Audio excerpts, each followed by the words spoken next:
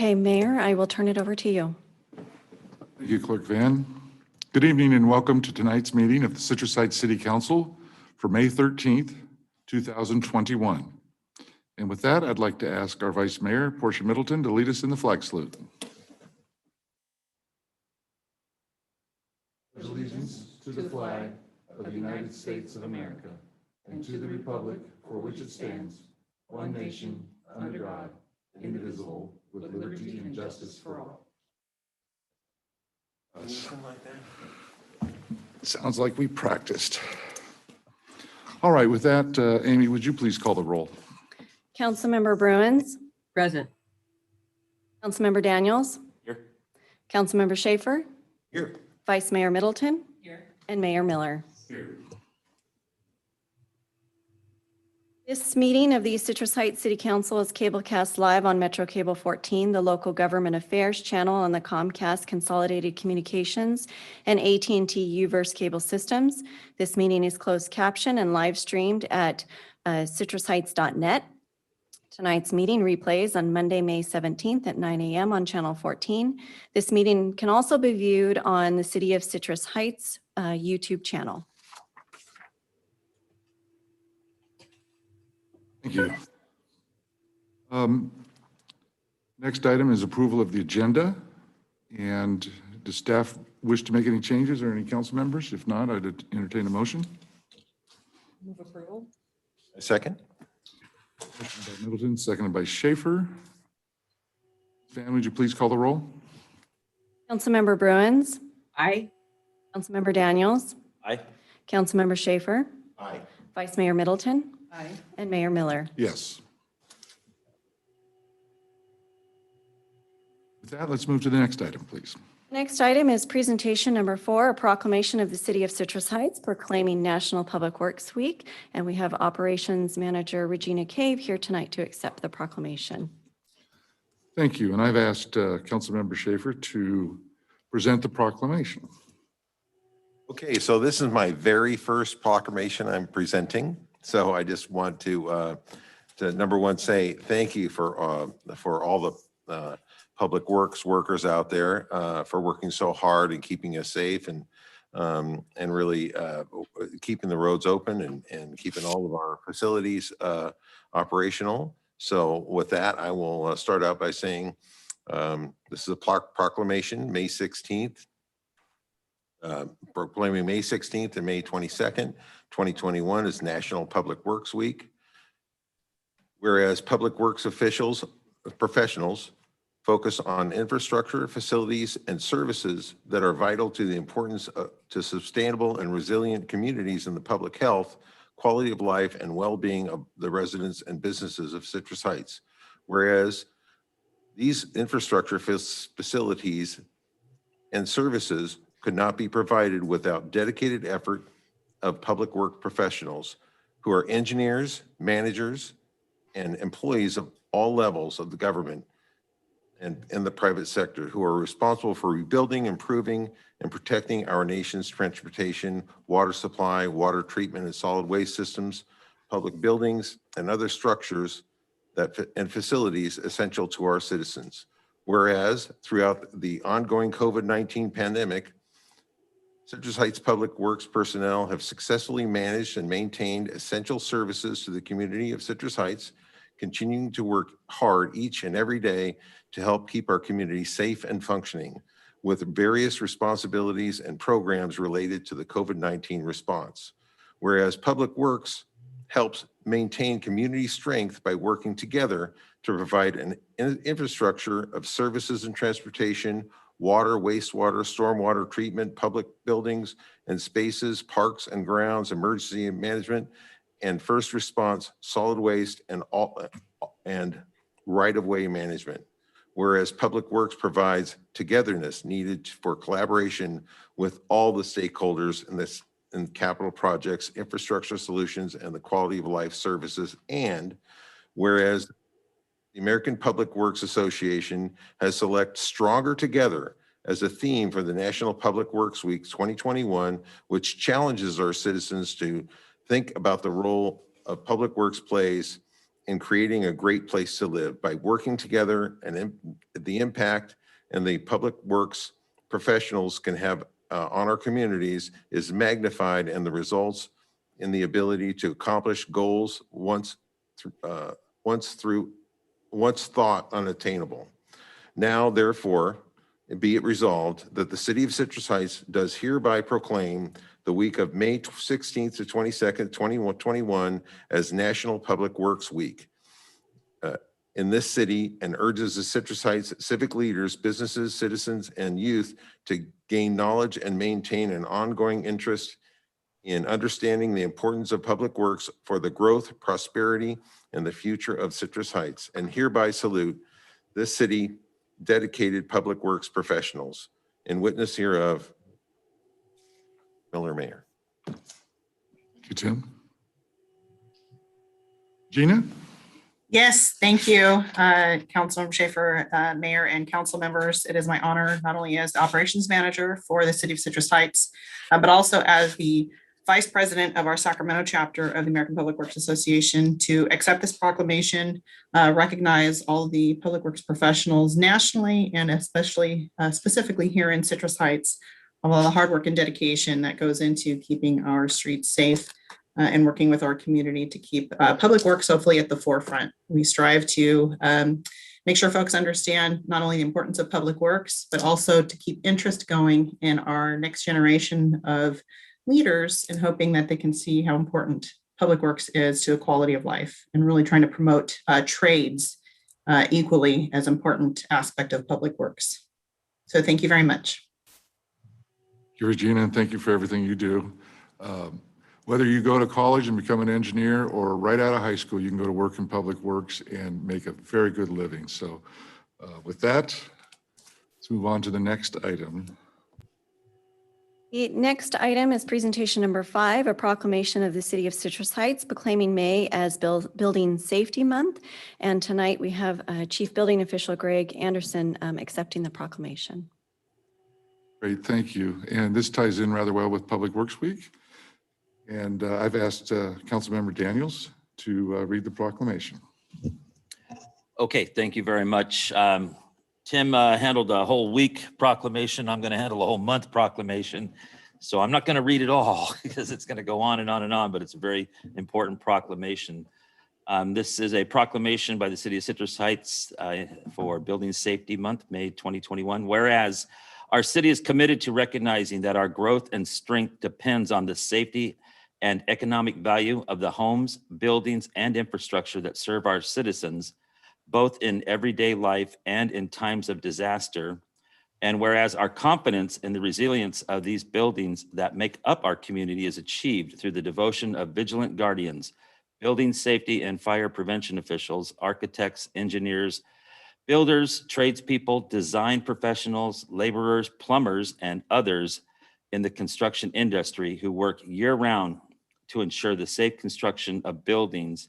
And then I'm going to drop down a little bit. Whereas Building Safety Month is sponsored by the International Code Council to remind the public about the critical role of our community's largely unknown protectors of public safety, our local code officials, who assure us of safe, sustainable, energy efficient, and livable buildings that are essential to America's prosperity.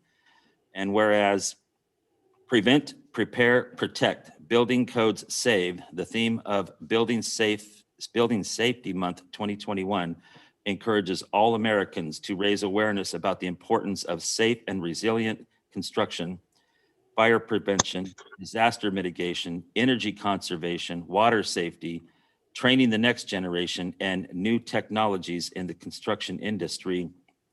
And whereas each year in observance of Building Safety Month, people all over the world are asked to consider the commitment to improve public safety, resilience, I had to say that 3 times, resilience and economic investment at home and in the community, and to acknowledge the essential service provided to all of us by local and state building departments, fire prevention bureaus, and federal agencies in protecting lives and property. Now, therefore, Steve Miller, Mayor of the City of Citrus Heights, does hereby proclaim the month of May 2021 as Building Safety Month.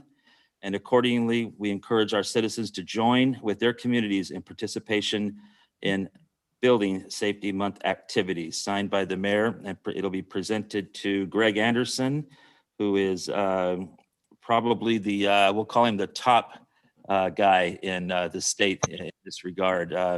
Greg does a wonderful job for the city of Citrus Heights and the people of Citrus Heights, and we're very lucky to have him.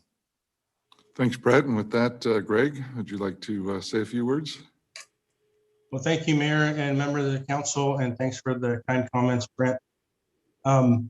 Yes, so Building Safety Month is a international campaign. It's a month-long campaign to bring public awareness to Building Safety Month. And every year, the ICC, which is the International Code Council, kind of breaks it down into 4 different weekly themes. And this year, the weekly themes, so week 1 is concentrated on energy and innovation. So the building safety industry is on the cutting edge of energy efficiency, building science and innovation, from green construction and resiliency to product evaluation, certification, and codification. The International Code Council family of solutions is part of the technological transformation to make our buildings safer and our industry more advanced and adaptable. Week 2 is concentrated on training and the next generation. Now, this is a very important one. The importance of training and professional development. Well-trained, motivated building safety professionals are key to creating and maintaining a successful built environment. Training is important because it helps code officials avoid mistakes and accidents and properly enforce the code. The building safety field encompasses a wide gamut of specialties and offers many excellent career opportunities that contribute to the safety and the built environment. This one is kind of key to me with being on the outreach committee of the Sacramento Valley Association of Building Officials and Outreach Committee. Most of the building officials I see in the region are either kind of gray haired like myself or no hair. We're trying to get the next generation of building code officials, permit technicians, plans examiners. It's a great opportunity for people. I don't think a lot of people know that there is a building safety industry that they can get involved in.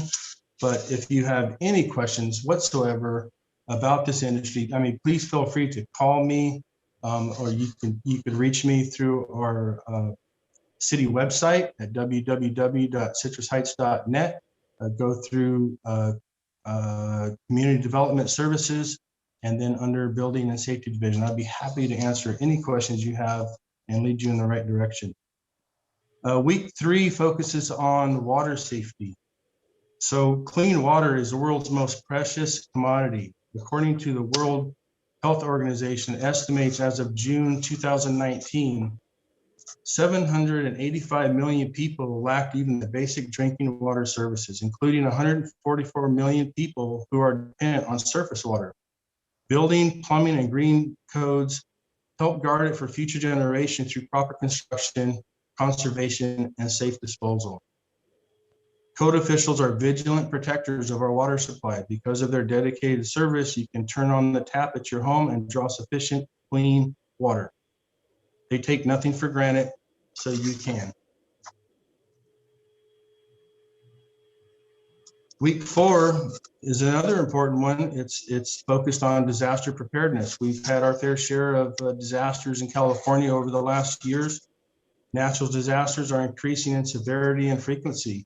Advanced planning for devastating events like hurricanes, floods, snowstorms, tornadoes, wildfires, and earthquakes helps individuals and communities increase the health and safety of their population during a disaster, protects the local tax base, ensures continuity of essential services, and supports a faster recovery in the aftermath of a disaster.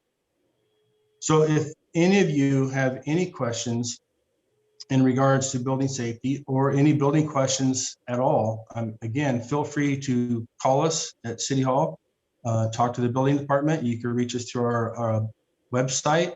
Again, it's www.citrusheights.net, community services, go to building services, building and safety division.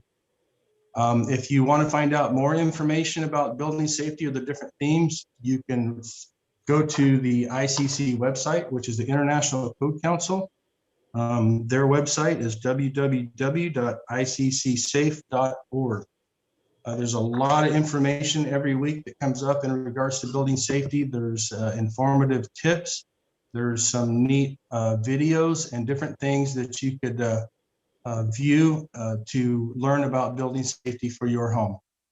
So with that, if you have any questions for me, council, I'll take them. Questions for Greg? No, I don't have any questions, but I just want to commend you, Greg, and your staff, and Regina, you and your staff as well, for the ongoing good work that you do on behalf of the city, especially during this last year when you had to operate remotely and you didn't miss a beat.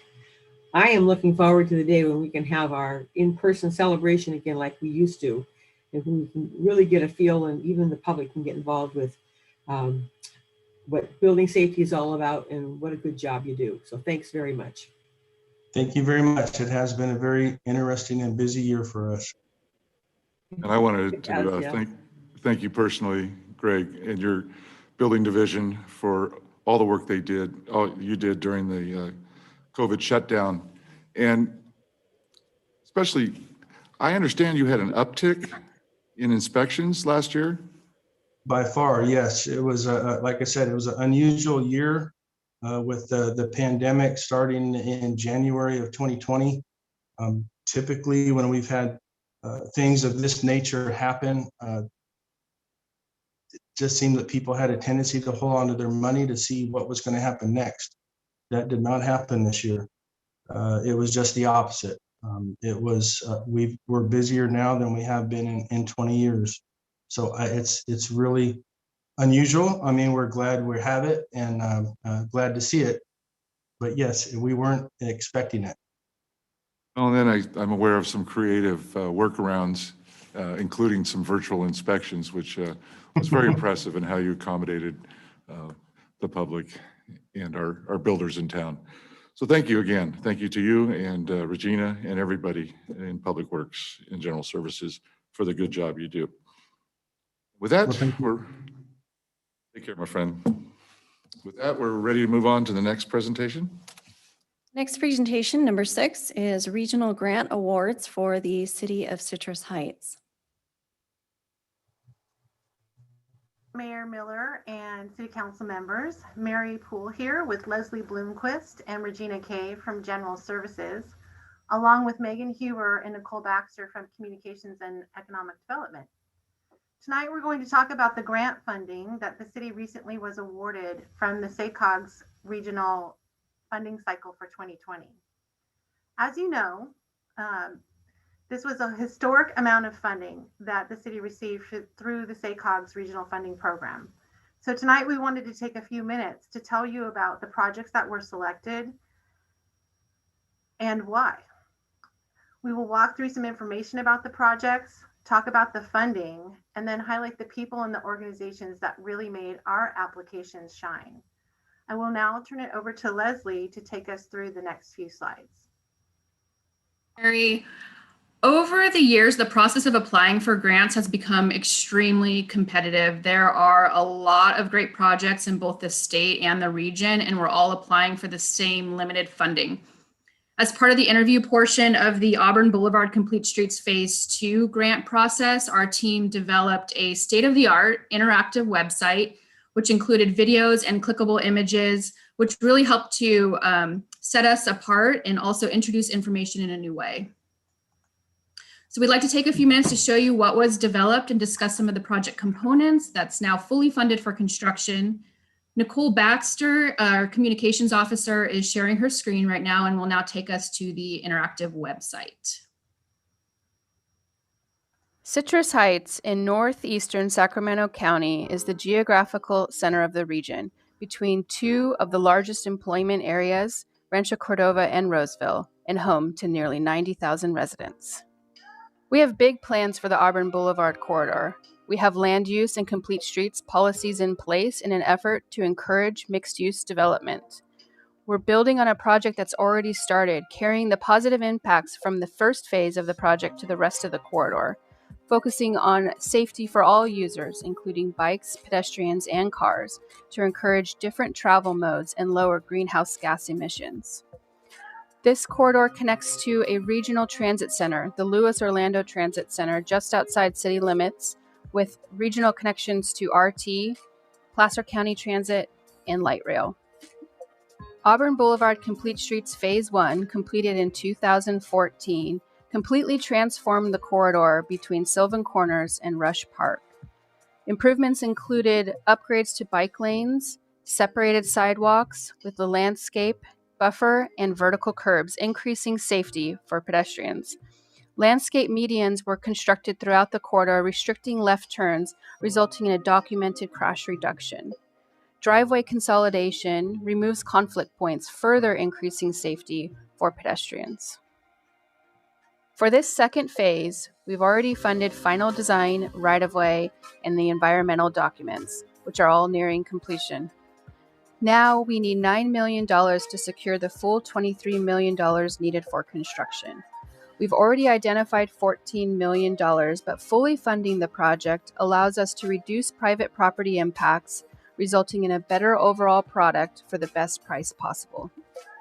And now we'd like to take you on a 3D walk of the boulevard, highlighting some of our blueprint planning principles and illustrating the policies we already have in place to encourage compact development, transportation choice, mixed-use development, housing choice and diversity, and quality design.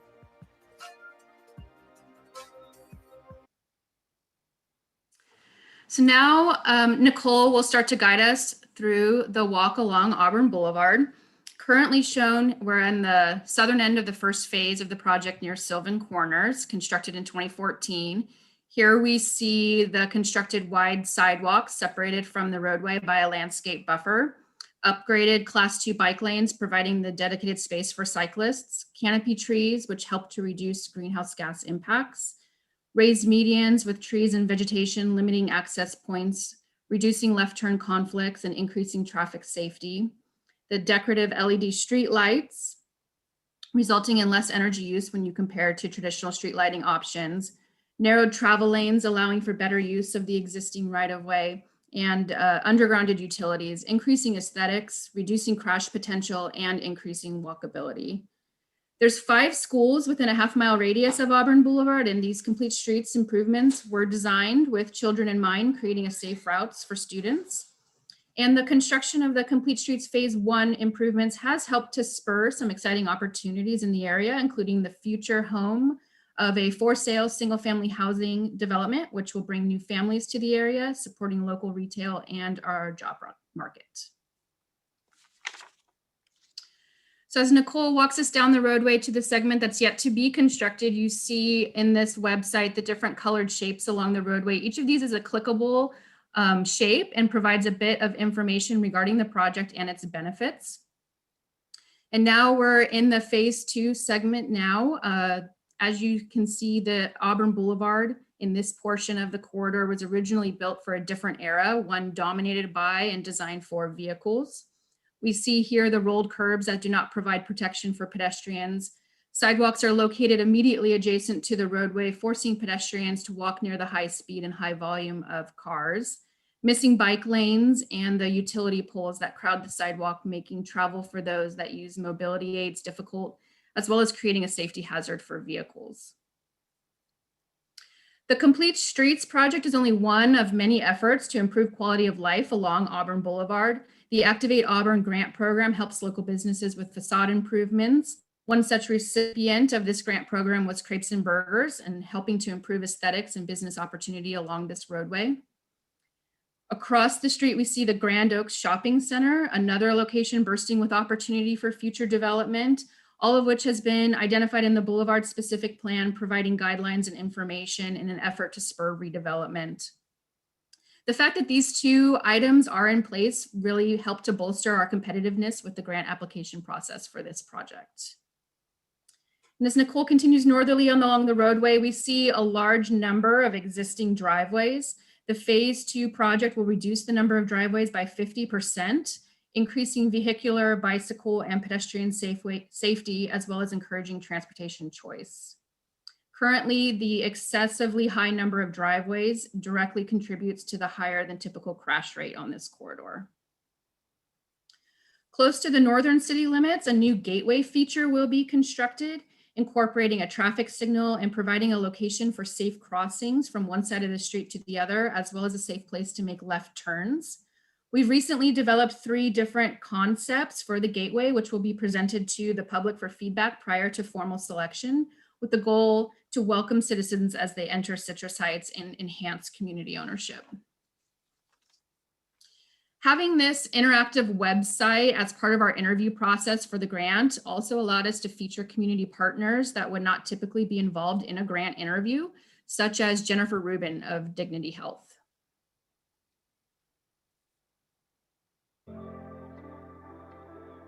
Hi, I'm Jennifer Rubin with Dignity Health, Mercy San Juan Medical Center, and I work in our trauma prevention division. Our job is to help the community prevent injuries before they occur. And we always take a look at the leading causes of injury that come into our emergency room and see what we can do to stop those before they happen. Our leading cause is falls, older adults that fall. And we know that getting out and walking in the community and staying healthy and strong is one great way to prevent falls. So we would love for our residents to have safe places to walk. Our second and third leading causes of injury are bicycle and pedestrian injuries. And we know that those can be prevented by having safe streets in our community. In all reality, our website is great, our staff is great, but the project is also really great, which is why it was selected for funding.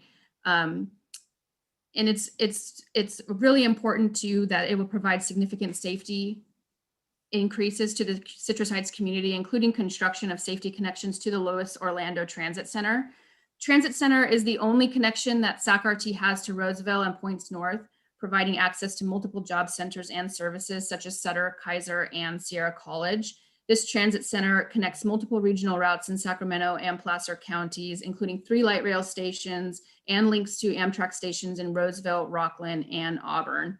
Overall, we're really thrilled that the Auburn Boulevard Phase 2 project was selected to receive the full $9 million in funding that was requested, which fully funds the $23 million need for construction. We're finalizing the design now, and we anticipate construction to start in spring of 2022. In addition to the award for Auburn Boulevard, we were also selected to receive over $2 million for the Old Auburn Road Complete Streets Phase 1 project. This project will construct complete streets improvements from Tiara Way, which is just west of Sunrise, to Gary Oak, which is just east of Fair Oaks Boulevard. It's an approximately 3/4 mile long roadway segment, and the improvements include separated sidewalks, buffered bike lanes, a road diet between Antelope and Fair Oaks. And a road diet's a reduction in travel lanes and reallocation of that space for non-motorized users.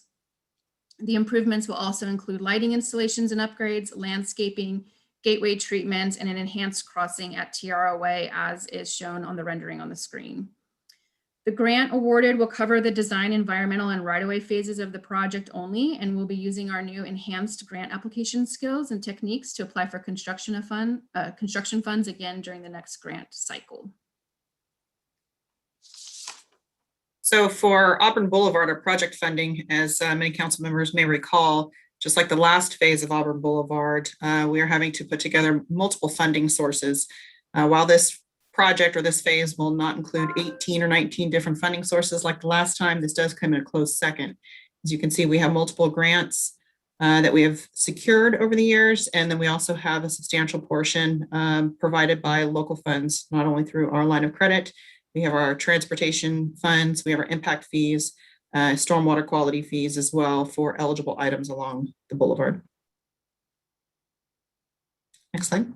So for our project funding, we have approximately 75% of the overall project.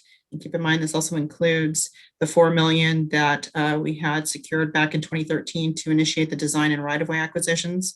So about 20 million, almost 21 million in total grant funds, and then another 7 million in our local matching dollars. And those funds will be appropriated or allocated according to the types of work that will be constructed along the boulevard. As we've talked about in many other projects, some elements of this project are eligible for grant funds and some are not, which equates to a slightly different split in terms of matching dollars. Typically, we look at somewhere around 88% grant funds and 12% matching dollars. In this case, we are having to provide a little bit more local match than what is typical. Thank you, Regina. So on the project supporter slide, the main point that we wanted to show here is the extensive community support that we had for both of these projects, both externally and internally. The grant review teams really want to see support from people and organizations that have skin in the game. So for us to have so many businesses and organizations with a stake in these projects write letters of support for us really made our applications shine. Some organizations and businesses are even more involved, such as the Auburn Boulevard Business Association, or ABBA. This nonprofit association has been an active supporter, partner, and conduit between the city and businesses about the Auburn Boulevard Complete Streets project since they formed in 2016. And this is just one example of the partnerships that we have along with the Auburn Boulevard and Old Auburn Boulevard. As I said before, there was extensive external and internal support that was critical to the success of these funding programs, these funding applications. This slide shows you the staff members who worked tirelessly to review grant requirements, participate in pre-submittal reviews with SACOG staff, develop and write the applications, prepare exhibits, package and submit applications, and then put together presentations such as the one that Leslie and Nicole took us through at the beginning of this item. In this funding cycle between SACOG and ATP, the city submitted 3 different applications for Auburn Boulevard and 2 separate applications for Old Auburn Boulevard. The applications go through a rigorous review process and must meet the goals of each funding program, which of course each have a slightly different focus. So having such a great team, from project assistant to technical staff to division managers, as well as the support from the city manager and the city council, was absolutely essential to this success. In summary, we are incredibly happy to be here tonight to talk about these funding awards. These awards make up the largest grant package the city has ever received from SACOG. We also want to point out that economic development, active transportation, safety, and complete streets are fundamental goals that drive today's transportation funding. The city was able to demonstrate how both of these projects meet those objectives. We also want to note that while funding the city's portion of these grants is challenging, it's absolutely essential in our efforts to maintain public infrastructure and enhance alternative modes of transportation, one of the city council's strategic goals. And finally, this all leads to economic revitalization that helps us reach the city's goals to diversify for a resilient economy and improve quality of life. And with that, we will conclude our presentation and we are available for any questions. You go back a couple more slides that shows everybody from staff that worked on this. I do want to thank you all because I know how difficult it is to prepare these applications, and you're talking, like you said, different requirements, so you have to tailor them to the federal government, the state government. Many thanks to SACOG and our regional partner, STA. I mean, I've seen you guys turning the couches over for money to put these projects together, so congratulations on the amount we received, and thank you very much. Any other comments or questions from council members? Mr. Daniels. This is a great example of never give up. This is the Never Give Up project. And I can't tell you how excited I am to finally see us getting there. 20 years, basically, getting it done. And this was a big deal when I was first on the council forever ago. And there was a different type of funding, and we didn't think it would take anywhere near this. And then the brakes were put on that kind of funding. But so excited to get us to this point. And I'm definitely committed, as I'm sure the other council members are, to the city's portion of this for those folks that have businesses and residents down that area. They've waited a long time to see the level of funding and commitment from the city that we've been able to do in most other areas. And so very excited that they now get to see the works that their tax dollars can do. And so I would definitely support whatever we need to do to get the city's portion of this done. I also want to just commend you. I wish I'd been there when you got the announcement that the grant had been approved in full. What a moment that must have been for you all. So well deserved. You know, it's been a long time coming. You can remember the very early days when we approved this specific plan. And as Brett said, we had a different pot of money available to us then than we do not have available to us now. So I am very excited to see this come to fruition. Can you give us an idea of timing, where we go from here, and what the next step is, and when we could expect some level of construction to begin? Of course. So we're working on the 65% designs right now, working with our project partners and utility agencies to finalize the design. We're working towards a goal to complete that by the end of 2021 or very early 2022, with the hopes to start construction in May, about a year from now. Great. Thank you, Leslie. Mm-hmm. Mr. Schaefer. So thank you. I just wanted to express, number one, you know, when I drive through Sylvan Corners and up towards Antelope Road, I'm amazed at how great that looks. I look forward to, and I kind of share this with friends and family about how the next phase will look. I think it is really tremendous, and I just want to commend the whole group for all the hard work they put in on this. And we're, as residents, we're very, very proud and very excited to see the end of this project. Stu. Wonderful, wonderful work. I'm just sitting here looking at this last slide of the project supporters, and you all have done, staff has done a wonderful job of just bringing together the community and getting that application to where we needed it to be. I'm so excited that we're going to be able to see progress in our community, but more importantly, that you have the relationships necessary and the ingenuity to get it done. So thank you again for your work. Thank you. And one thing I want to be clear about, because I work in construction, you know, it's going to be a beautiful project when it's done, but construction has impacts, and there will be some inconveniences to the traveling public. There will be some inconveniences to the businesses along Auburn Boulevard, but we will make them as less impactful as possible. And then, you know, when it's all done, you forget about that. But during the time of construction, and I think Councilmember Bruins thinks I'm crazy, but I purposely drive through these construction zones to see how they're doing and what they're doing. And it may take a while, but I just ask for everyone's patience as we improve these corridors, both Old Auburn and Auburn Boulevard. Thank you, everyone. That we'll move on. The next item is comments by council members and regional board updates. Councilmember Bruins, what have you been up to? Okay, so this week was my meeting week, and I had two meetings on Wednesday. The first one in the morning was Regional Sand and Second Area Sewer District. I've been serving on a subcommittee because our district engineer is retiring in September. And so we concluded our work and made a recommendation to the board. And so that came forward on Wednesday. Christoph Dobson has been selected to be the next district engineer. That's the recommendation. So I think a full vote from the board will be forthcoming on that. I'm excited. I've known Christoph since my early days on the council, and even before when I ran the Chamber of Commerce. He's got great experience. He'll be a good district engineer. And so it's been exciting. This is my fourth district engineer that I've served with. And so he's well qualified. And I know a lot of our public works people know him. We also had a PAL board meeting this week.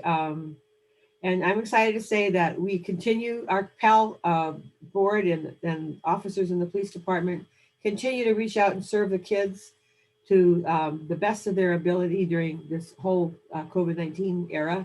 We are making plans for in-place face-to-face events. Everybody's excited about that. Our anti-vape, anti-smoking campaign continues to be the main outreach to the students on campus. Been very successful. So I look forward to at least a modified program this summer to get the kids back engaged on a face-to-face basis. That's it. Thank you, Jeannie. Mr. Daniels? No board update. Just want to let the public know if they haven't heard. I think I think we can say that we got our final or at least certain notification that we'll be receiving federal funds to the tune of almost $16 million, with half of that hopefully the checks in the mail kind of a time frame. But they also put out the rules or the guidelines for that, and I think they look very positive for us. And so very excited about that, and hopefully we will see some quick resolutions to some of our mainly public safety concerns and stuff like that. So hopefully, again, the checks in the mail, kind of a time frame, and we will receive those funds right away. And maybe, I don't know, at the end of this meeting, we might get an update on where we are with that. I know because there is a process, hoops to jump through, if you will, and it would be nice to know where we are with hoops if we're getting them jumped through. That's it. Right, Mr. Schaefer. So I didn't have any, I don't have any board updates. Unfortunately, I wasn't able to make the Sunrise Marketplace board meeting today, but I'm not a board member there, but I love sitting in on that and listening to what's going on. I just wanted to, again, reach out and I know we said this before, but Alfred Sanchez is doing tireless work with homeless and developing a really sort of a tough love approach with the homeless folks. I think it's a really positive thing. He's a great conduit for information as to what we might, how we might deal with the homeless issue. It's very high on the public's mind, and we want to keep them keep that in our hearts and thoughts, and try to find a way to resolve this issue. So other than that, I'm delighted to see out in the community that businesses are thriving. It was great to see the CDC come out and basically say if you're fully vaccinated that masks are no longer necessary. Delighted to see that from the CDC, and hopefully California will issue the same kind of proclamation. So with that, thank you very much, and Vice Mayor Middleton? Yes, so no updates for me. I also just want to give a quick plug for the Citrus Heights Chamber. They're hosting a drive-through concert featuring Journey Revisited, and the Citrus Heights Marching Band will also be making an appearance. The event is May 22nd, and proceeds will go to a COVID relief grant for local businesses in our community. So I encourage everyone to go out and get their tickets and support our local businesses. Sounds fun. All right, and for myself, we had a regional transit meeting Monday night. We did approve a submission of a grant application for bus rapid transit for major corridors in Sacramento, and that would include Citrus Heights to Rancho Cordova down Sunrise, and possibly a tie to light rail at Watt Avenue. Again, this is an application for a grant and to implement it. I think Stockton Boulevard has the biggest demand right now, and that may be the first place we see bus rapid transit tried in this region. Today we had a Sacramento Transportation Authority meeting, and we also represent the Sacramento Abandoned Vehicle Service Authority. And that program, which charges $1, I think, on everybody's car registration, DMV collects it. It's due to expire in 2022. And when they collect these registrations, they reimburse the cities and the county for costs associated with removing abandoned vehicles. And I should correct myself also, I think the California Highway Patrol uses this money. Now, it doesn't fully fund it. Probably about half the cost to all the cities and the county is reimbursed. But this will expire, and since passage, I forget what proposition number it was, but this fee is now considered a tax. So when it expires, we can't just automatically renew this fee because you're paying for someone else's vehicle to be removed, not your own. It's a great benefit to the communities. It gets these broken down vehicles off our roads. But unfortunately, we'd have to take it for a vote And that couldn't happen to the following November. So DMV will stop collecting in April. And then if there is an initiative and it does pass, it's another year before DMV would start issuing the money again. So it's a worthwhile program, but we're having the discussions now, and we'll make a decision whether we just cancel the program altogether or move on and put it on the ballot. But that has an expense to it too. And the cities in the county would have to share based on their, what they get out of it. So, I don't know if we'll be in a position to support it. And with that, that's all my meetings, and we can move on to the next item. The next item is public comment. And members of the public may address the council on any item of interest to the public and within the council's purview, or on any agenda item before or during the council's consideration of the item. Speakers will be limited to 3 minutes each. If you wish to address the council during the Zoom meeting, please use the raise hand function or *9 from a telephone to indicate your desire to speak. When your name is called, I will allow you to unmute your microphone to speak. And for the general public comment, I do not have any written public comment. I do have written public comment for item 14, which I'll hold until that item. Thank you. So let me see, it looks like we do have 2 raised hands for public comment. I'll begin with Robert Wickert. You can go ahead and unmute yourself to speak. Thank you very much. My name is Robert Wickert. I commented last meeting about not cutting the police budget. That was my recommendation. You didn't take that recommendation. According to your police chief, you cut school resource officers and youth and family services. That was, I'll have to say it was shocking. Those are preventive functions, and they're the very essence of protect and serve. But you took the staff recommendation and you cut them. I need to remind the city council that when you take the staff recommendation, the staff doesn't necessarily live in Citrus Heights and doesn't necessarily suffer from these cuts to public safety. We citizens of Citrus Heights are counting on you, the council, who live in Citrus Heights, to question and correct the staff when they disregard the best interest of your citizens. So blindly accepting the staff recommendation doesn't really serve the citizens when it's contrary to their best interests. I hope you consider that going forward. That's all I have. Thank you, Mr. Wickert. I do have one other raised hand from the phone number ending in 6470. You can go ahead and unmute your telephone and speak. If you could just state your name.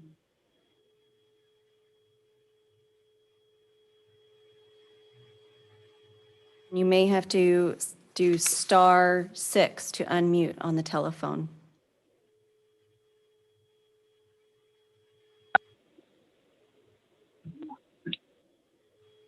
Yes. My name is Arthur Ketterling, and a person here the other day was wanting me to ask if you have any plans like of where Sears used to be, and do you have plans yet, like to start Sunrise Mall at all? And I thank you for the answers, and I'll listen to it from on the phone there.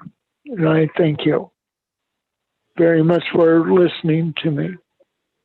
Thank you. Arthur, thank you for your questions. We're still doing the environmental review for the mall property and currently negotiating with the property owners there for the specific plan. I don't know of any plans yet. I think you mentioned the Sears property. That's now owned by Seritage. I think they're champing at the bit to get going, but again, we have to get this environmental review complete, which will allow redevelopment of the mall, and I'm very hopeful that happens. Thank you for your questions, Arthur. Any more public comments? I do not see any other raised hands. Okay, then let's move on to the next Oh, item. Mayor, I just had one person. Let's fit him in. Lisa, if you can, I'll allow you to, you can now unmute yourself and speak. Okay. I was just wanting to agree with Mr. Whittick that about the police thing, about having them available and taking care of things. And I was wondering what kind of housing or apartments are they going to put on Auburn Boulevard over there by Sylvan Corners? I don't remember them saying what it was going to be, apartments or regular housing. Regular housing, Lisa, single-family homes. Oh, okay. That would be cool. Okay. That's the only question I had at this time. Thank you for calling in. Thank you. Okay, last chance. Hands up. I do not see any other raised hands. Okay, so we'll hold the other public comments to item 14, is it? Yes. All right, and let's move on to consent calendar. The next item is consent calendar items 7 through 13. Do any council members wish to pull any items? If not, I'd entertain a motion. Approval. Motion by Daniels, second by, I'm going to give it to Bruins tonight. And with that, would you please call the roll? Councilmember Bruins, Aye. Councilmember Daniels, Aye. Councilmember Schaefer, Aye. Vice Mayor Middleton, and Mayor Miller. Aye.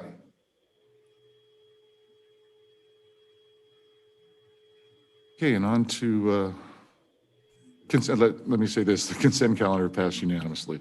Now we can move on to the regular calendar. The next item is regular calendar, item number 14. The subject is consider appointment of an interim acting city manager and authorize the necessary hiring procedures. The recommendation is to direct the appointment of an interim acting city manager and approve the necessary resolution and/or contract depending on the action of the council. And I believe our city attorney, Ryan Jones, will do a staff report.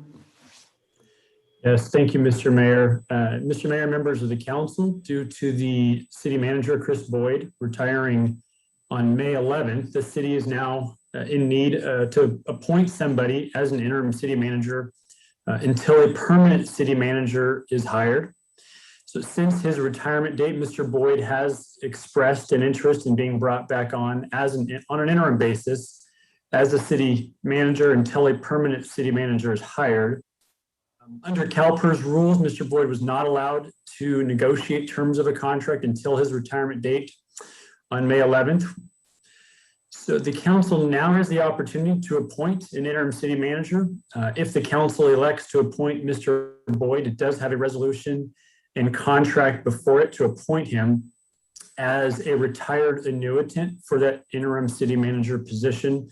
Just to highlight a few key terms in the proposed contract, it would pay him an hourly rate of $128.79, which is the same salary he was making on an hourly basis as the full-time city manager under his contract. He would not be allowed under PERS rules to get any benefits, retirement, accrue leave. And this contract would be for a maximum length of time of 12 months, but that's really the outside. It would probably end, well, it would end upon the hiring of a full-time city manager, which likely would take place certainly before that 12-month time span. So that's the introduction. Mayor and council, back to you. Thank you, Mr. Jones. Let's go ahead and take public comment on this item. Okay, I will go ahead and read the public comment that we've received and then see if there are any raised hands. So the first public comment is from Dr. Jana Karpinski-Costa. I am Dr. Jana Karpinski-Costa and served on the City Council for 8 years, 2004 through 2012. After his 31 years of service, I am glad that Mr. Boyd will be able to spend some time with his children. Meanwhile, we need an interim city manager who can step in and help the community transition through post-COVID life as businesses and public venues reopen. over the next few months. Henry Tingle was our city manager for 17 years. He led our new city on a strong and true path. Under Henry Tingle's leadership, we gained regional recognition, local independence, and improved the quality of life of every citizen in this city. I know the community, the neighborhood associations, and regional leaders would welcome him back with open arms. You all know he is the best person for this job. I strongly urge you to offer the position to Henry Tingle. Next, public comment is from Thomas Sheeler. The fact that a potential contract is a possible action makes me concerned that one of the best candidates is not being considered. Mr. Tingle has stated that he was surprised that the Sentinel contacted him on this issue. So unless council has reached out since that article, I believe that the best candidate is not being considered. I urge that no selection be made until Mr. Tingle is interviewed for this important position. I understand the importance of filling the position, but I do not think continuing our current situation is the best for the citizens of Citrus Heights. Next public comment from Forrest Allen. At this time, I think that the City Council should ask Henry Tingle if he would help us out upon the notice of Mr. Boyd retiring. Henry has done a fine job all these years, so might have new ideas to help us out. Next is from Bill Van Duker. I support bringing Chris Boyd back as interim city manager. The work that Chris Boyd has done on behalf of the city is phenomenal. Sunrise Tomorrow, Auburn Boulevard, Phase 2, general focus on economic development across several fronts. The city staff structure to make it less costly and more efficient are just a few of the things that stand out to me. As one of the leaders who brought cityhood to the ballot and co-chaired the Yes on Measure R, the incorporation measure, I am passionate about the future of our city. Former manager Henry Tingle had his strengths, and we have the police department, civic center, and city hall as monuments to his leadership. But Henry knew, as all who had been involved in the city from the beginning knew, that we would run into deficits toward the end of our 25-year property tax drought. Chris Boyd did not create the deficit. It was there all along, but Chris has done a great job in managing the complexities of the tight money, economic downturn, and all of the other issues we have faced in the last 5 years. Chris Boyd is the person who can bring the vision of Sunrise Tomorrow to fruition. Any other interim city manager would be a caretaker until the new permanent manager is hired, and this opportunity might slip away. Our economic future depends on Sunrise Tomorrow becoming a reality. I believe Chris can do it. Next is from Kermit Schultz. Been a resident or business owner in this community since 1979. Our business supported Measure M in this city's administration. We felt it was a small price to pay to ensure a better quality of life for all of us that live or work here. There has been nothing but transparency in the city's administration. For anyone from this community to point fingers and make baseless accusations that the present one is totally to blame for whatever financial issues we have will never solve those issues. Financial decisions from the past as well have contributed to the budget issues, and now, like it or not, those of you on the council need to find whatever answers there are that are necessary to correct them. I strongly suggest you retain Chris Boyd to help you find them. The potholes in the roads I can tolerate, but an underfunded police department I cannot. Their job requires we give them whatever tools they require to do a most dangerous job with possible horrific consequences. Discussing salaries that were approved long before any of this developed is not the solution. Finally, my last thought is this: if I was in the city manager's job market, I am not sure I would apply after doing my due diligence and seeing how this administration was supported or the lack thereof. Might be something we should consider. Thank you. And I believe that was the last written public comment. So now I will see if we have any raised hands from members of the public. So if you wish to speak, use the raise hand function. I do see one raised hand. It is from Tom Sheeler. He did submit a written public comment, but Mayor, that is up to you. His comment was fairly short. Let's give him 2 minutes. Tom Sheeler, you now can unmute your microphone and speak. Thank you very much. I guess my one question, and perhaps to the attorney, is that the 12-month contract, my having been a retired annuitant myself, the most you can work is 6 months. That's my understanding, it obviously at a full time. But so I don't quite understand the 12-month contract. Thank you. Thanks, Tom. And Mr. Jones, would you mind answering that? Yes, no problem. So there is no set duration in terms of, it can be 6 months or it could be 12 months. The law says it has to be 960 hours or less. So typically that could be a shorter period of time. However, there is an executive order from the governor during the COVID emergency that is waiving the 960 hours. So you could work more than that at this time. That could change.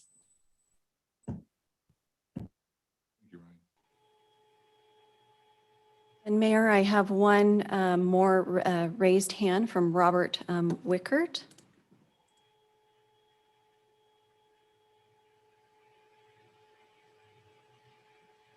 Hey, Robert.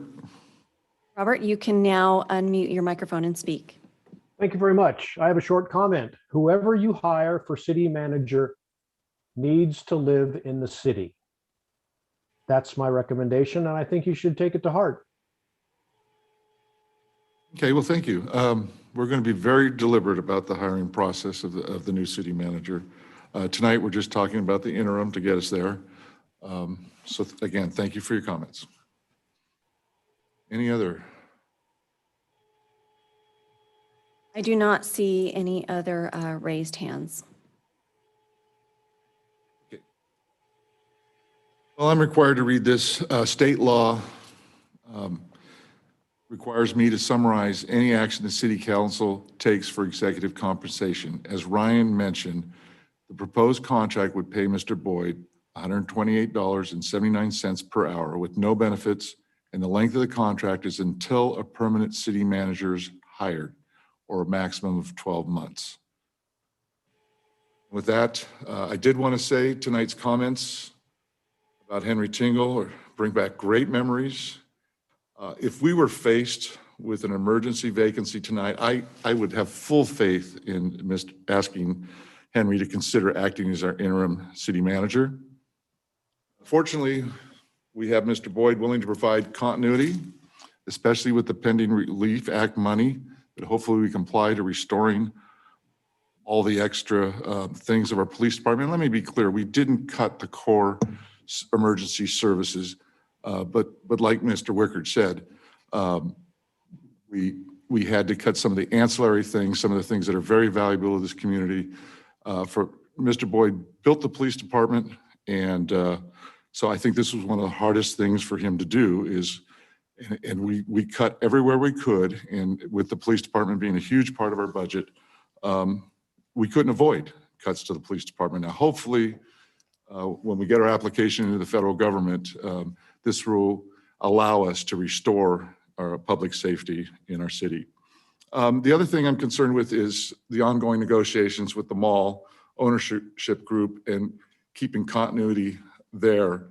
And most importantly, actively guiding this council as we search for and hire our next city manager.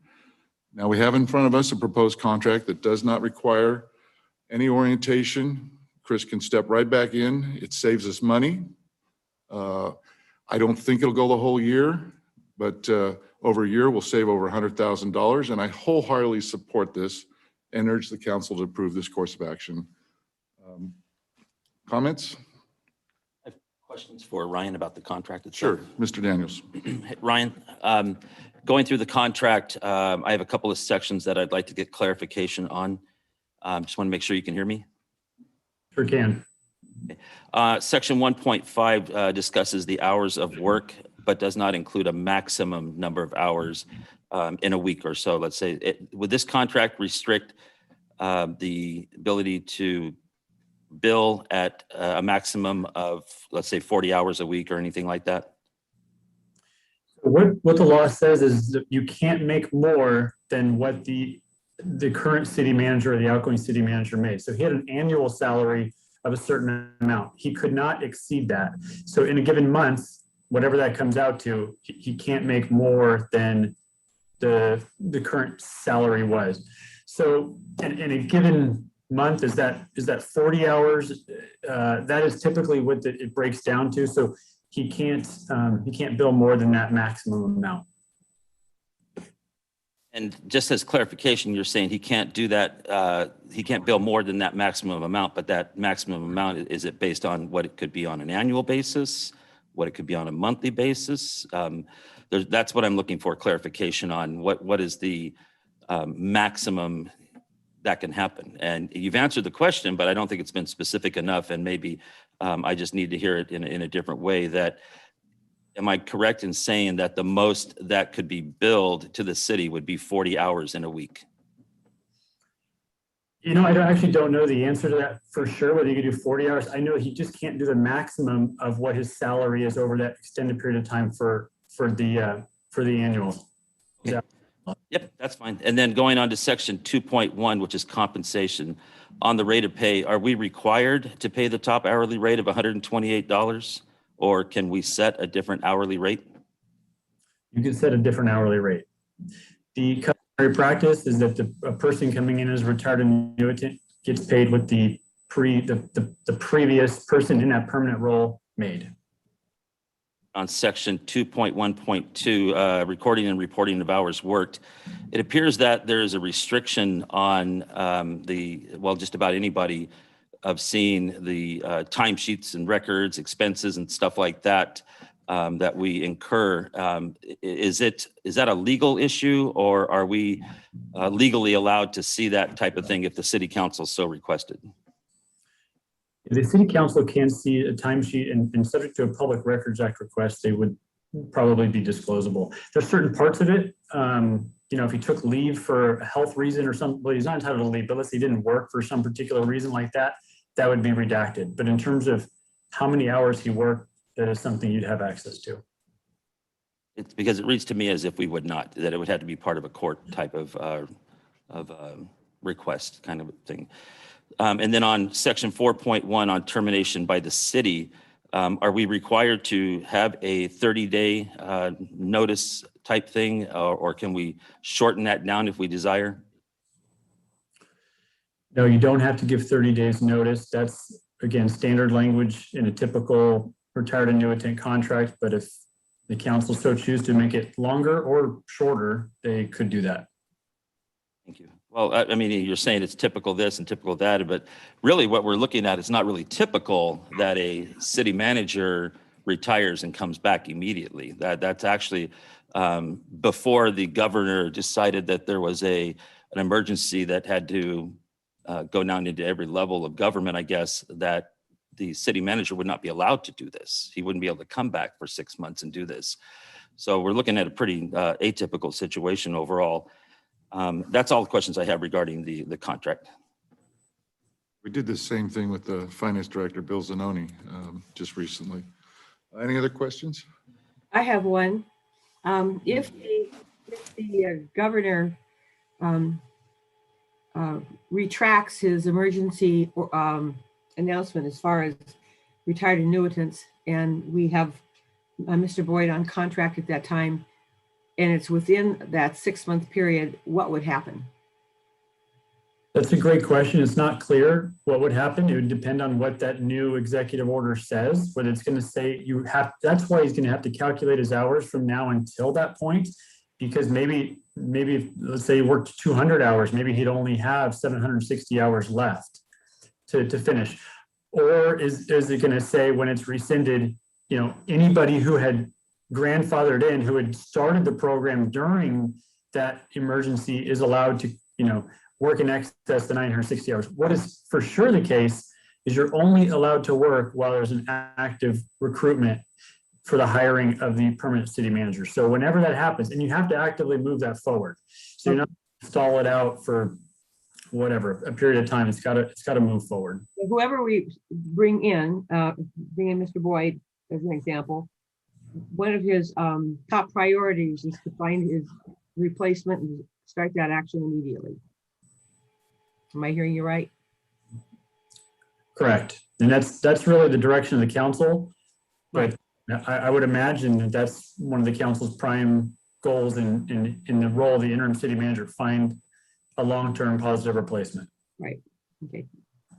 But I think I heard you say any interim city manager must be actively engaged in that activity to be to accept their contract, basically. And that's true of all retired annuitants, yes. Okay, thank you. I have no further questions at this time. Thank you, Ms. Bruins. Questions? Statements? Motion? Move approval. I'm approval of the contract. Yes, I'm sorry, it wasn't clear. I move approval of the contract to make Christopher Boyd the interim acting city manager. Second. And just for clarification, there's actually a contract and a resolution. So I think the motion should be to approve both if that's the will of the council. Yeah, yes, to approve the contract and to make him our interim city manager. And to approve the resolution, Portia? Approve the resolution, yes. I'll second that. Motion. I would like to offer a substitute motion, Mayor. Go ahead. I would like to move that we continue the item until our next board meeting, our council meeting on May 27th, and that the previous city manager, Henry Tingle, be contacted for consideration. I second. Right. Would you speak to that motion, Mayor? Yeah, let me jump in just to explain the Robert's Rules of Orders on a substitute motion. So We're going to take a roll call on that. yes, you got to take a roll call on the most recent motion, the substitute motion by Councilmember Daniels. If that passes, that is the motion that passes. If it fails, you could then go back to the original motion. Correct. Thank you. I would like to speak to the motion, Mayor. This is not an easy situation. I don't think that there's any secret that there's a fracture in the council regarding the confidence in Mr. Boyd. I think if Mr. Boyd wanted to be our city manager, that he shouldn't have retired. And I don't really understand why he wanted to retire and now wants to come back and work for up to a year.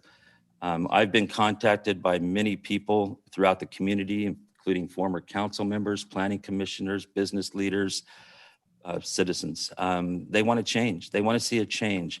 And I think it's time for a change because there are some things that need to be done differently in our city.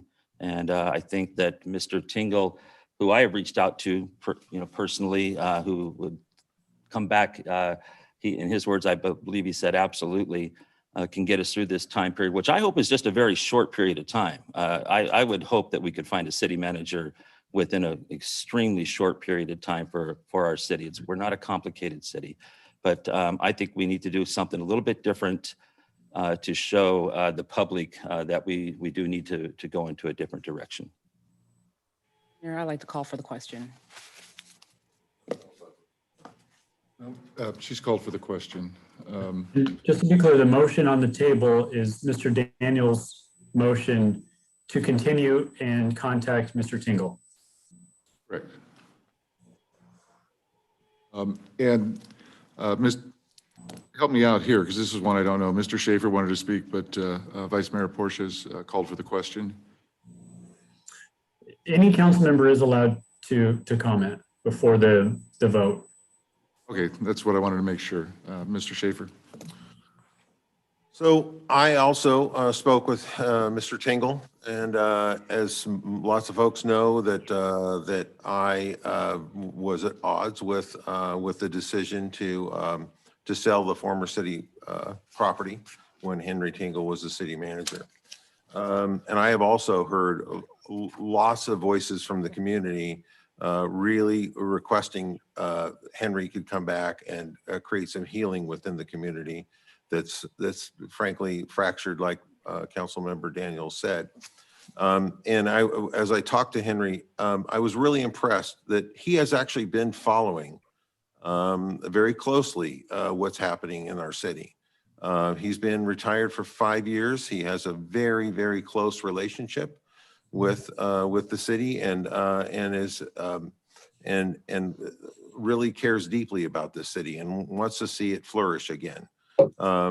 And so with that, I just want to express that I was pretty impressed. Again, I probably said during the course of the time that Henry was a city manager, I probably said 5 words to him. So I think it's saying a lot when you have somebody like me who was at odds with the city over that decision, to ask him to come back. So I certainly would hope the rest of the council would give this some serious consideration and not dismiss it out of hand. Okay, I'd like to respond and comment. Go ahead, Jeannie. I've worked with Henry Tingle longer than anybody else on the city council, except maybe Steve. And he is a wonderful man and a good friend. However, I believe that he has been out of the loop for 5 years.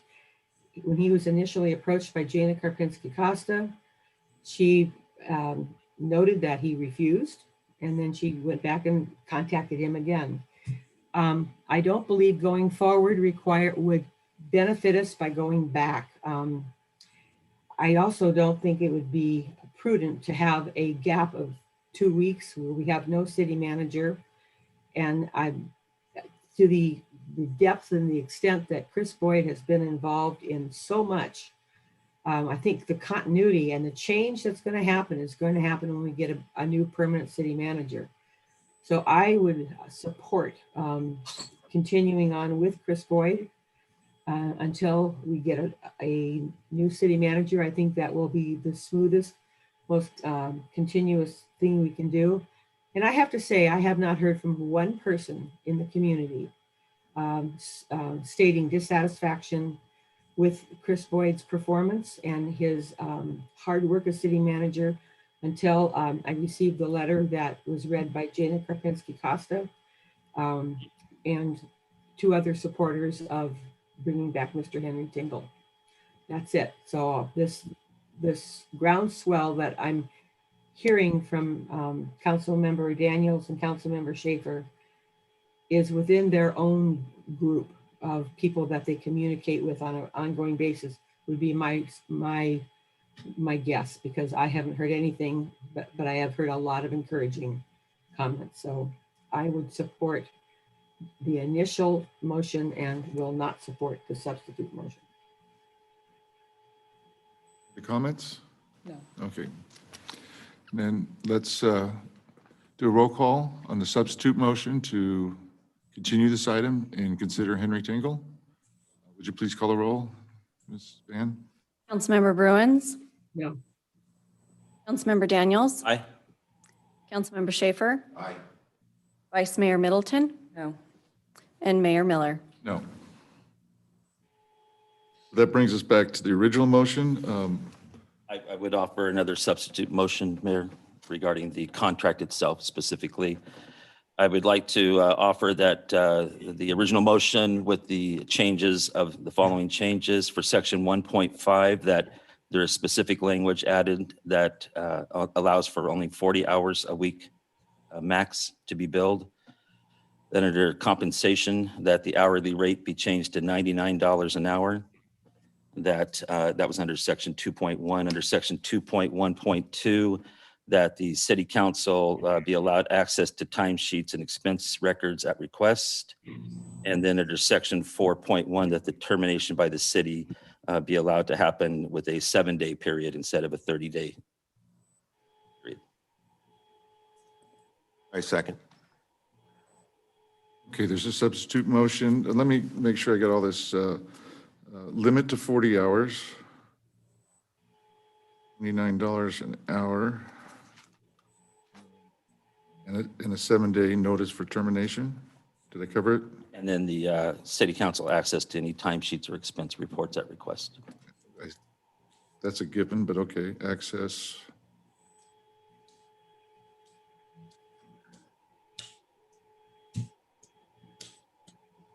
Okay.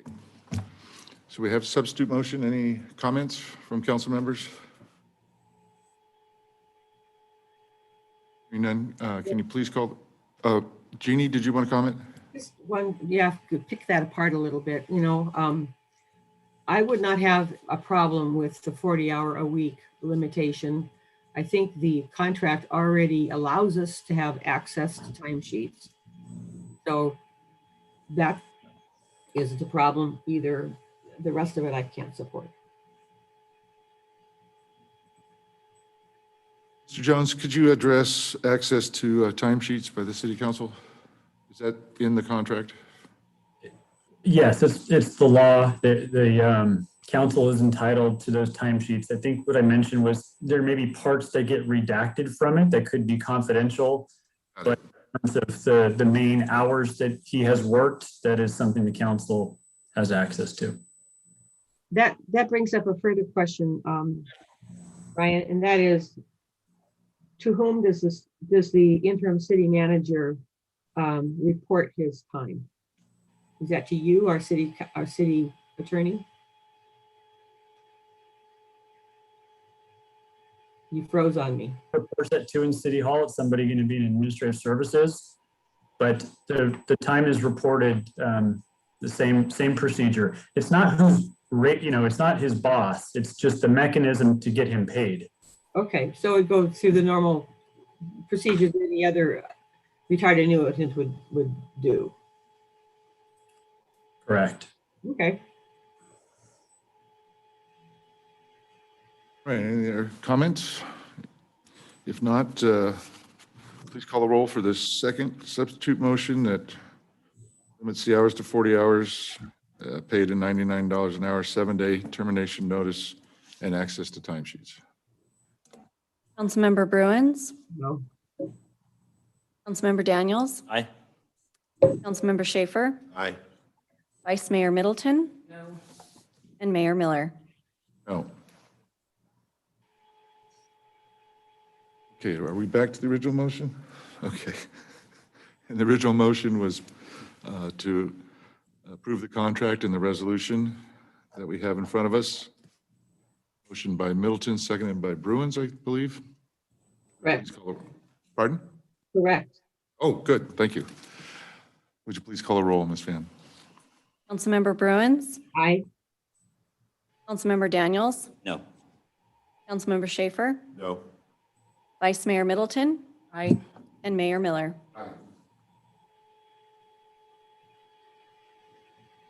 Right, that concludes that item. Motion carries 3-2. Next item, please. Next item is regular calendar, item 15. The subject is 5-year capital improvement program for fiscal years 21-22 through 25-26. The recommendation is to adopt a resolution approving the 5-year capital improvement program for fiscal years 21-22 through 25-26.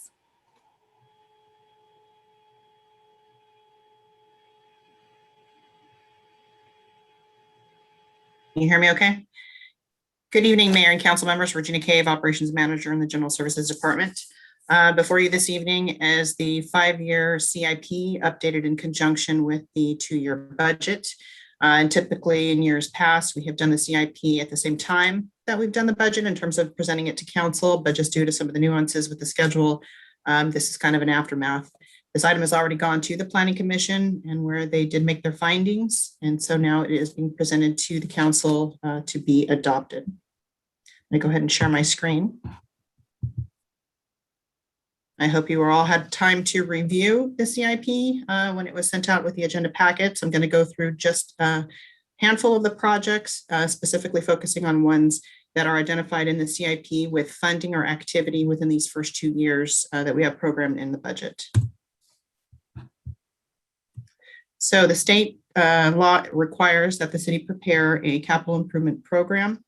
This CIP covers a 5-year planning horizon, programs funds for 2 fiscal years, again, in conjunction with the city's new 2-year budget. The CIP does not allocate funds. We do just program the funds that we have that are included in the budget, and also note any grant funds that we do actually have allocated or secured in terms of outside funding.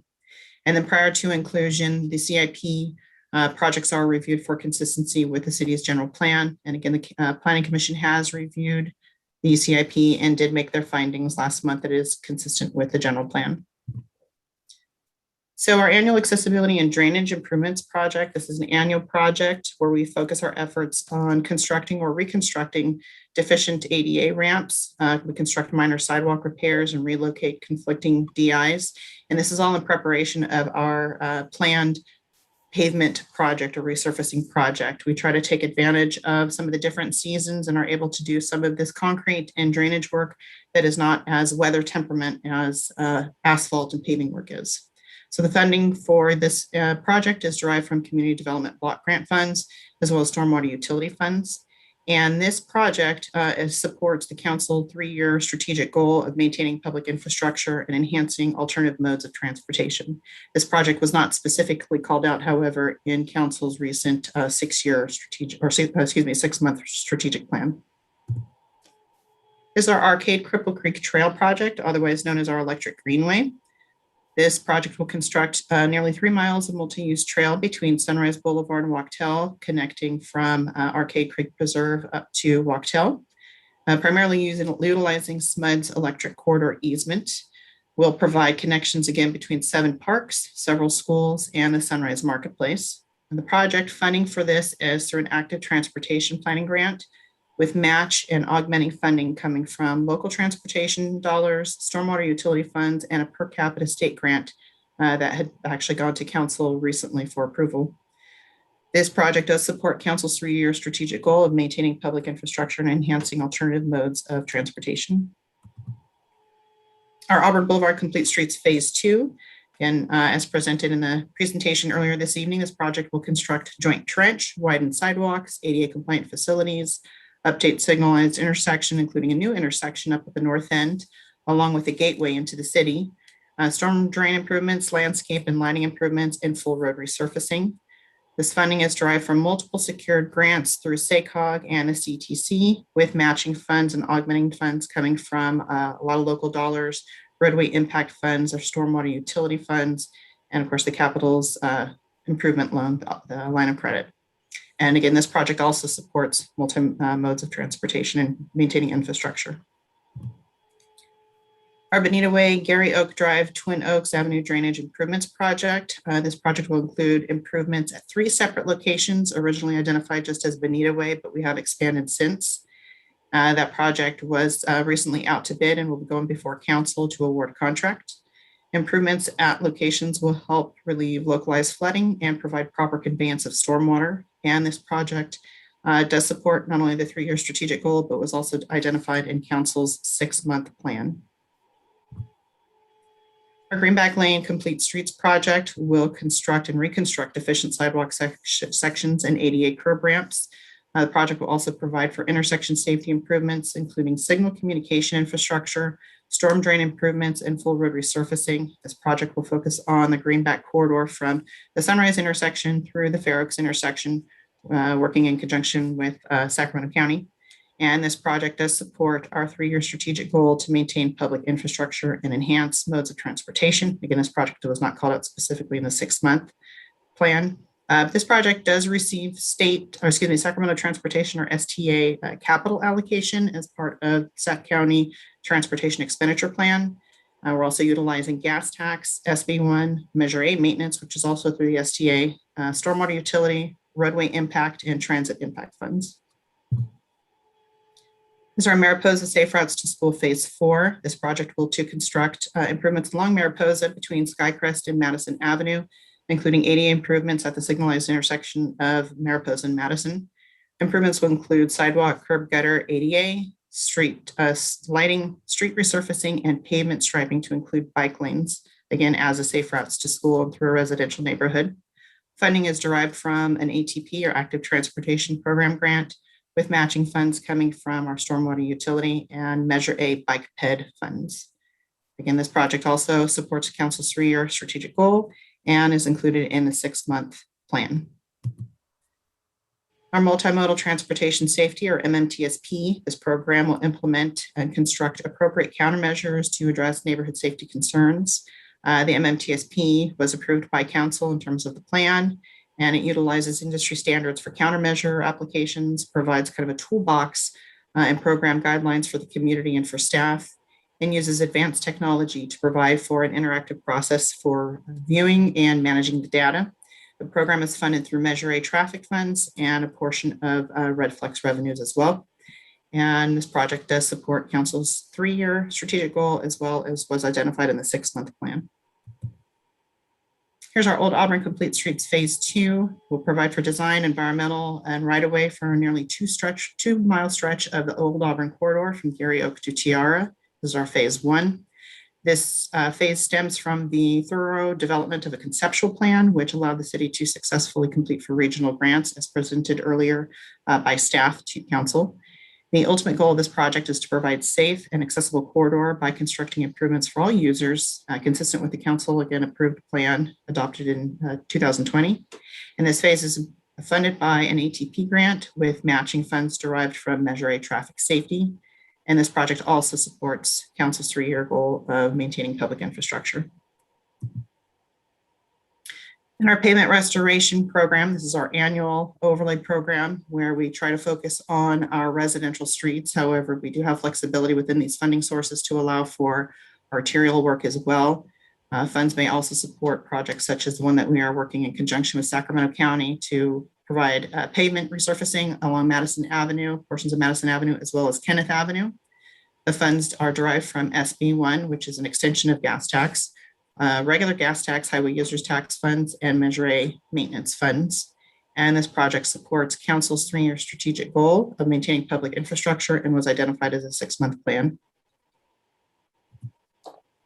Our San Juan Complete Streets project will provide for design, environmental, and right-of-way from Madison to Spicer, and funding construction from Madison to Chestline. We are still working to see if we can secure the rest of the funds for full complete streets along that corridor. The project will transform the corridor into a complete street network by providing enhanced mobility for all users, including ADA, bike, transit facilities, road resurfacing, new street lights, and signal upgrades. Project funding is derived from a SACOG State of Good Repair grant, which focused largely on resurfacing, but we also had to include a substantial component of ADA bike ped improvements. And so the matching or augmented funds will come from Measure A bike ped, traffic safety funds, SB1, stormwater utility, and TDA bike ped funds. But again, we still will continue to look for alternate funding sources to be able to augment this project. And this does support council's 3-year strategic goal of maintaining and enhancing alternative modes.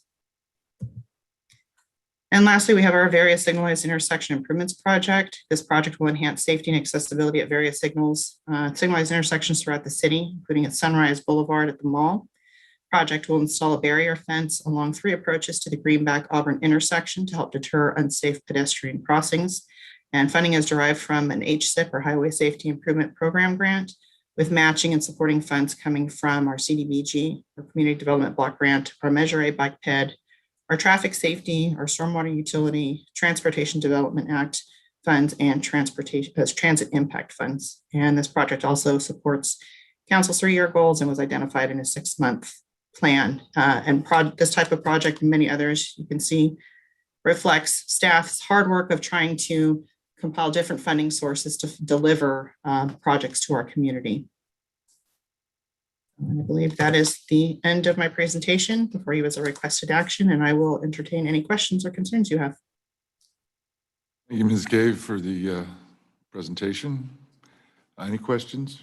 Yeah, just on the Sunrise Boulevard fencing, is that something that's going to come back to us at some point so that the design of the fencing is something we can all consider? So that is actually we did. I must have took that night off. Yeah. We're not putting up a similar fence that we see on Greenback Lane, right? No. Thank No, God. that's one Okay. thing I remember. Okay. We were given some different alternatives. Maybe it was a study session. I don't remember, but Yeah, I don't remember it, but that's. I think we agreed on that very subject. So yes, Ms. Cave, I have a couple of questions with regard to the repavement program, pavement restoration program. So we show in 2021, 2022, 2.2 million going to that. Gas tax at 200,000, Measure A at 200,000, none from the general fund. And then in 2022, 23, similar amounts. So I noticed that the SB1 is referenced in the Greenback Lane Complete Streets and the San Juan Complete Streets. Are these funds combined? Are these separate projects that that those funds are allocated separately to the pavement restoration versus Greenback Lane or San Juan Complete Streets? So we have funding that we put specifically and identify for our residential streets, whether it's full resurfacing, full depth replacement, micro seals, slurry seals, what have you. But because we also have a couple larger CIPs that are not fully funded through grants or alternative funding, we are having to use some of our SB1 funding. In the case of the Madison Avenue and Kenneth projects that we're working on with county, those items did go before council in our plan that we presented spring of last year. And within the next 30 to 45 days, staff will also be returning to council to make recommendations to allocate our 2021, 2022 allocations of SB1. Now, our agreement that we had with county to be able to extend kind of our payments to them for the Madison Avenue and Kenneth projects were to see if we can pay them over 2 years from our SB1 allocations to make sure that we still have enough or sufficient funding to fund our own resurfacing projects. Did that answer your question? So can you summarize? Are they shared or not? It's shared money. So the allocation that we receive from the state controller's office based upon their annual estimates, and for Citrus Heights, it's about 1.7 a year. We have the flexibility to use those funds how we deem appropriate. Council's direction the past couple of years has been, let's try to focus those funds as much as possible on our residential streets.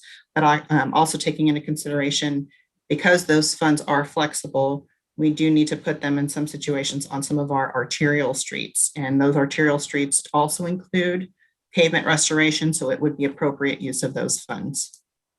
Well, the other, and I did review the CIPs from previous years, about 5 previous years, and it seems as though when we do have a substantial amount of SB1 funding or Measure A, we seem to not contribute from the account 210, the maintenance from our general fund budget. Is that your experience as well? Am I incorrect in looking at that and seeing that we get a lot of SB1 funds and then we sort of decide, all right, and I don't want to put you in a position where you're making any kind of, I'm just curious if that's something that you see as well. So we don't receive or allocate any of the general fund funds towards any of our overlays. We haven't for quite some time. The SB1 is the largest portion of contributing dollars towards our overlay program. And just to be conservative in recognizing that our 210 and our gas and our 205, which is 210 is Measure A and 205 is gas tax, recognizing that both of those funding sources also heavily support our operations, meaning our landscape, our traffic signal operations. They subsidize our street lights, our potholes, our street striping, our signage replacement, covers a lot of our contracts and a lot of our day-to-day maintenance here in the city. So I try to be really conservative on how much funding we actually can allocate from those 2 funding sources towards our overlays or our restoration projects. Having said that, when we do have surplus or unspent funds, which roll over into the next fiscal year, I'm able to allocate those funds in larger sums towards the following year's overlay program. So what you see before you is a little bit more conservative, but recognizing the cash balance that we have in those funds and gas tax and Measure A maintenance, we will look to see if we can allocate additional funds and come back to council during our mid-year budget. Thank you very much, Regina. Appreciate it. Any other questions, comments? I move that we adopt the resolution to approve the 5-year capital improvement program for fiscal years 21-22 through 25-26. Motion by Bruins, second by Daniels. Amy, please call the roll. Councilmember Bruins, Aye. Councilmember Daniels, Aye. Councilmember Schaefer, Aye. Vice Mayor Middleton, Aye. and Mayor Miller. Aye. Motion carries 5-0. The next item is regular calendar, item number 16. The subject is review the Sacramento Stormwater Quality Partnership Program and authorize fiscal year 21-22 expenditures. The recommendation is to adopt a resolution authorizing the city manager to expend stormwater funds for the City of Citrus Heights shared cost of joint implemented municipal separate storm sewer system requirements with the Sacramento Stormwater Quality Partnership. Before we start, I was remiss on the last item of not thanking Regina Kay for great presentation, and her answers are always spot on and really help understand how we're paving the roads. So again, thank you, Regina. You're welcome. All right. Leslie, or who's ever presenting.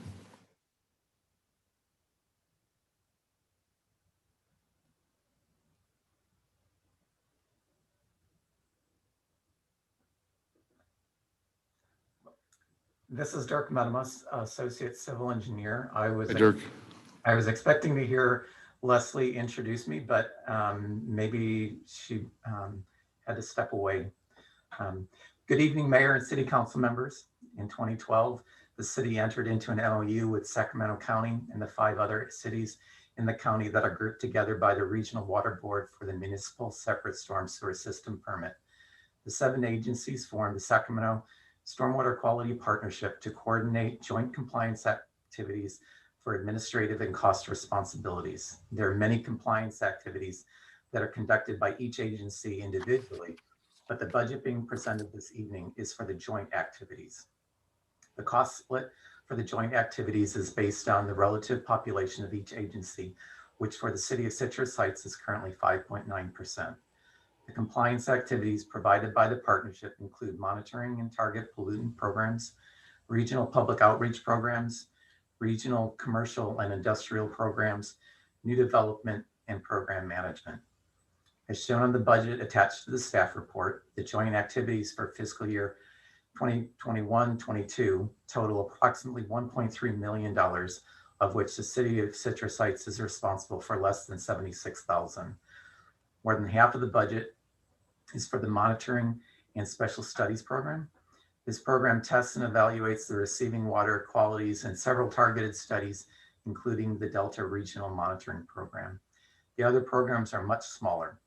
If you'd like more details, I'd be happy to provide more information on those other programs, with the caveat that these programs are run by the City and County of Sacramento staff with lesser involvement from the partner agencies.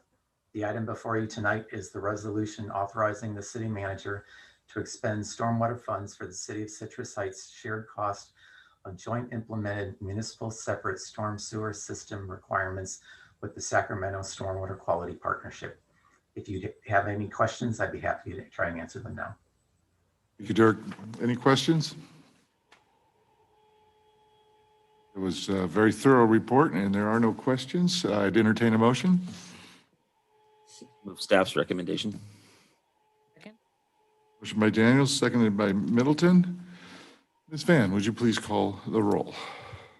Councilmember Bruins? Aye. Councilmember Daniels? Aye. Councilmember Schaefer? Aye. Vice Mayor Middleton? Aye. And Mayor Miller. Aye. Thank you. On to the next item, please. The next item is department reports, and we do have one item from the police department. Thank you, Mr. Mayor, members of the council. I was requested by Council Member Schaefer to explain our Project Lifesaver in the police department here. And I'm proud to say that we've had Project Lifesaver for some time. What it is we use state-of-the-art technology to assist in the location and recovery of victims of Alzheimer's, dementia, autism, or other cognitive disorders, and we return them to caregivers or their families. Project Lifesaver is a program that coordinates the placement of personalized radio transmitter wristbands on individuals who are at risk of wandering away from their homes. The police department then teams with the homeowners, the families, the caregivers, and we can use these transmitters signals to locate individuals if they've gotten lost or wandered away from their home. How it works, and this is a great opportunity to educate our public, is that any family member or caregiver can contact us here at the Citrus Heights Police Department. The person is fitted with a unique lightweight battery-operated wrist or ankle band, which emits a silent radio signal 24 hours a day. The band and battery are maintained and replaced by us here at the police department, either by personnel or volunteers. And when a participant's missing, caregivers are notified by the police department, and a specially trained search team uses a remote locator to find the missing person. Since we've had Project Lifesaver here in Citrus Heights, we've had over 62 clients. We've offered since the inception nationwide, Project Lifesaver, because it exists in many communities, not just ours. They've had 3,773 rescues of people using this technology. Here in Citrus Heights, we've had 5 successful rescues. So we're happy about that, because that very likely saves some people's lives. Project Lifesaver is offered free of charge to Citrus Heights residents due to the generous donation of local businesses, neighborhood association, and individual citizens. And you can learn more about Project Lifesaver or sign up by visiting Project Lifesaver at citrusheights.net. That's an email address, and they will send you the information. Project Lifesaver at citrusheights.net. And Mr. Mayor, unless there's any questions, that's my report. Thank you, Chief. I'd just like to thank you very much, Chief, for bringing that forward. I did have a resident contact me and learned that Project Lifesaver exists from Lincoln. And when he contacted the Lincoln Police Department to find out more information, Lincoln Police Department said Citrus Heights has been participating in the program for a couple of years. And I looked it up, and it was January 8th, 2019. I just want to commend the police department for a job well done, and thank you very much, Chief, that we certainly want all of our residents to be aware that this resource is available. And it's near and dear to my heart. My wife is a geriatric nurse who works in an assisted living facility. So it really is something that hits close to home for me. So thank you very much, Chief. We really appreciate it, and have a great evening. One thing. Chief, do we do any outreach with this? We have a very high senior population here. So I'm just wondering, and I'm glad that I believe you said 62 in the program, but I just got to know that there's a whole lot more. And then I know we have some facilities that are specific to this kind of issue. Just wondering, do we do any outreach, or is that something that maybe we could think about doing in the future? Yeah, we do. In fact, if we have a home or in-care facility that comes to our city, we obviously reach out to them. We also advertise on social media and our website. But quite often what we experience is we'll have somebody go missing, and we work with the family to find them, and then we introduce them to this program on an individual basis. So we do quite a bit of outreach, and it's been successful, but I appreciate the opportunity to do some more here tonight at the council meeting. Thank you very much. Great program. Next item. Next item is city manager items, and there are none. I did want to say under city manager items that I wanted to thank Chief Lawrence for acting city manager this week. And I'm sorry, I want to apologize, his name didn't come up, but knowing Ron, he may be glad it didn't come up in the conversation. Okay, next item. The next item is items requested by council members, future agenda items. Got any? I got to do something I haven't done in over a year. We are adjourned. Emphasis added.